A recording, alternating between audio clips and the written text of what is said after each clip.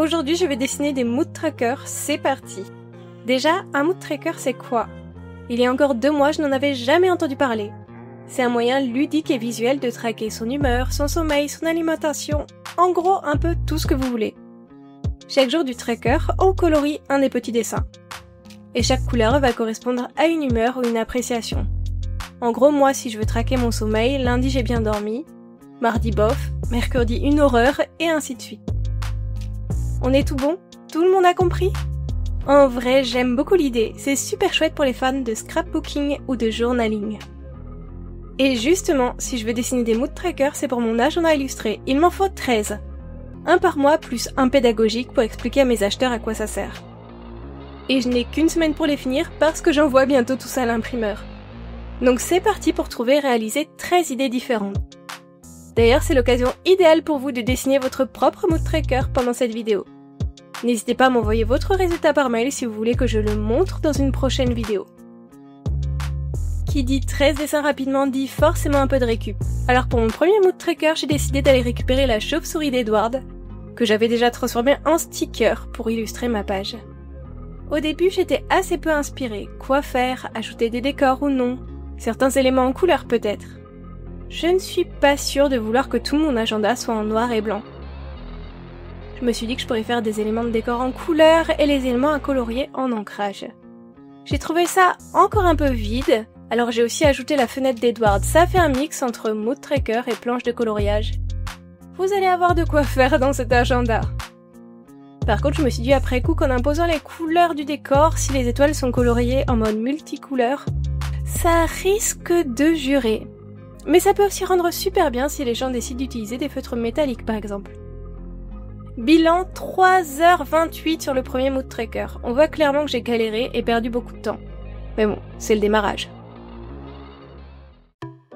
L'idée suivante, ça a été de récupérer le parapluie de la planche de Cara Design de Moon. J'ai voulu lui faire pendre des petits cristaux, comme si la pluie se transformait en gemme en contact du parapluie magique. Il va y avoir un peu plus de challenge sur ce mood tracker, c'est plus compliqué de colorier un cristal qu'une étoile. Mais ça représente un coloriage par jour. Je pense qu'on peut faire certains trackers plus ambitieux que les autres. C'est aussi à partir de ce dessin que je me suis dit que ça serait peut-être sympa d'ajouter des coins à colorier pour décorer la page et faire en sorte que l'agenda ne soit pas trop vide. 2h33 pour ce parapluie, forcément ça fait 31 cristaux à ancrer, ça a été un peu long. Pour ma troisième idée, je suis partie sur 31 fantômes. Je me suis inspirée de la planche de stickers de Fantômes et Plantes que j'avais déjà fait il y a quelques temps. Et si vous vous demandez pourquoi mes mood trackers ont 31 éléments à colorier, c'est que mon agenda est non daté. Alors impossible de savoir si vous allez remplir ce mood tracker en janvier ou en février, alors ils seront tous à 31. Ça me rajoute du boulot, mais il faut bien ça pour un agenda plus polyvalent. Des fantômes, c'est mignon, mais c'est aussi très blanc. Alors après avoir demandé des idées sur mon Discord, je leur ai ajouté 31 petits chapeaux à colorier. Vous notez d'ailleurs que pour l'instant, je ne numérote pas les éléments à colorier. En général, dans un mood tracker, c'est numéroté de 1 à 31.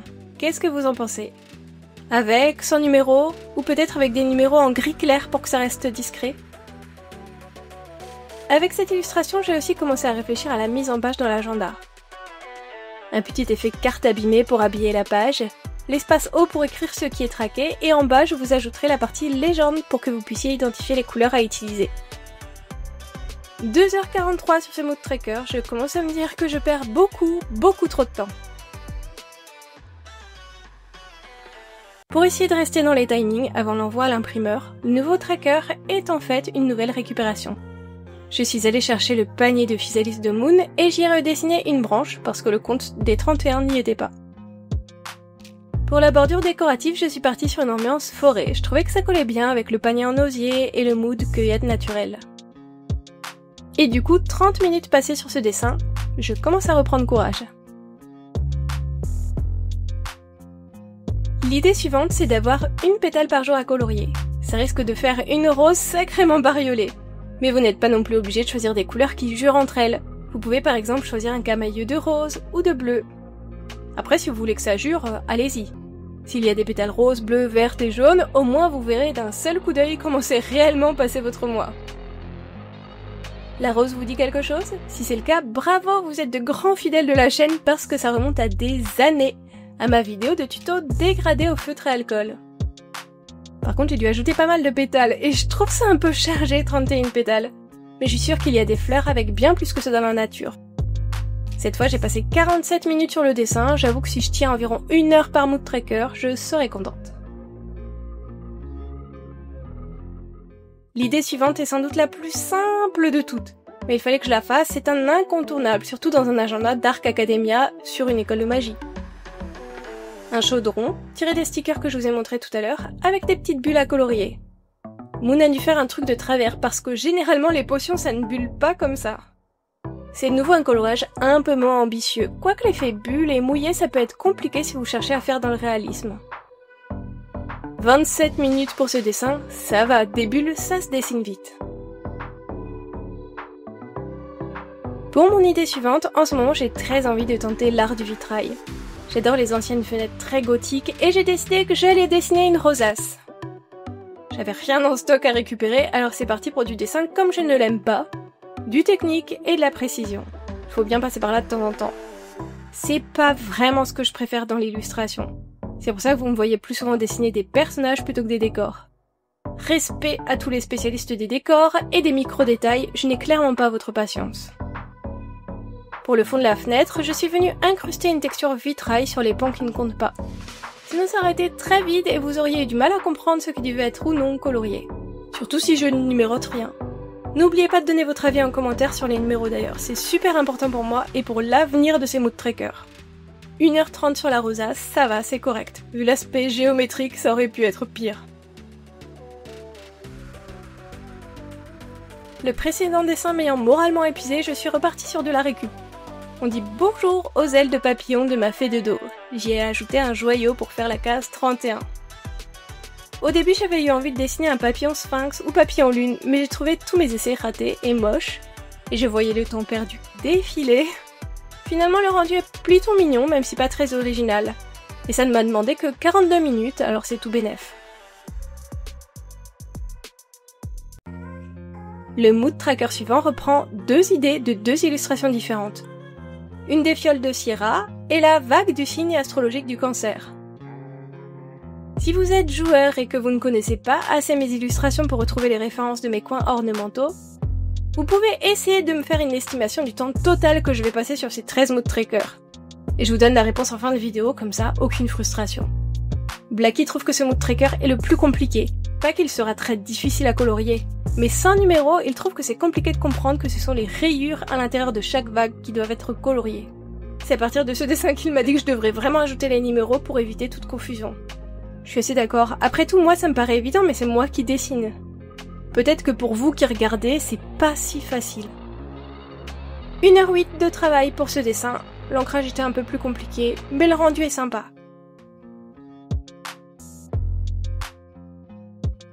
Tous ceux qui me connaissent un peu savent que je suis une fan de champignons. Cette fois, c'est cette illustration de Moon et ce sticker que j'avais aussi peint sur du verre qui m'ont inspiré. Ça a été tellement long de trouver une belle composition, clairement 31 champignons ça fait beaucoup à caser sur une feuille, c'est plus compliqué que 31 bulles.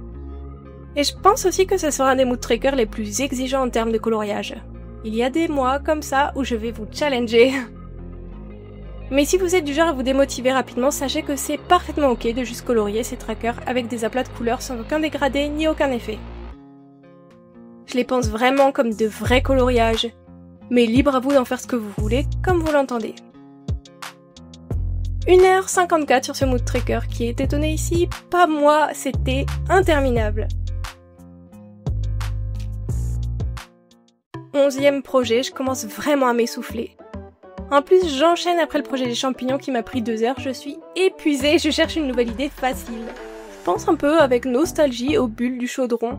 Et c'est comme ça que je me décide sur des perles. Par contre, qui dit bijoux, dit chaînette. L'enfer de l'ancrage, la punition suprême pour moi. Mais comme tout problème a sa solution, je suis allée me chercher une brush gratuite Procreate qui dessine des chaînes quand on dessine un trait, mais quel plaisir! Ce dessin, je pense que c'est le plus simple et le plus compact. Je pense que je vais en faire le mood tracker pédagogique. Comme ça, j'aurai plus de place pour écrire mes explications et mon mode d'emploi. 36 minutes pour le collier, merci la broche chaînette. 12e mood tracker, je m'approche du but.